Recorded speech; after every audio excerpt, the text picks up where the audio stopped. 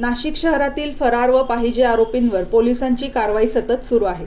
Nashik road police स्टेशनमध्ये 24 November 2025 रोजी दाखल विनयभंगाच्या 2 गुन्ह्यांतील रेकॉर्डवरील आरोपी आकाश खताळे यास गुन्हे शाखा युनिट 2 ने अटक केली आहे.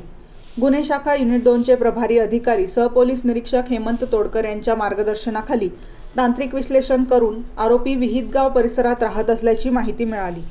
गुप्त बातमीदाराच्या माहितीनुसार आकाश खताळे विहितगाव परिसरात फिरत होता.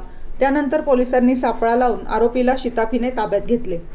चौकशीत आरोपीने गुन्हा कबुली दिली. आकाश खताळे हा रेकॉर्डवरील गुन्हेगार असून त्याच्यावर उपनगर व नाशिक रोड पोलीस ठाण्यात आधीही गुन्हे दाखल आहेत. ही कारवाई माननीय पोलीस आयुक्त संदीप कर्णिक, माननीय पोलीस उपायुक्त गुन्हे शाखा किरण कुमार चव्हाण व सहपोलीस आयुक्त गुन्हे शाखा संदीप मिटके यांच्या मार्गदर्शनाखाली यशस्वीपणे गुन्हे शाखा युनिट 2 ने पार पाडली.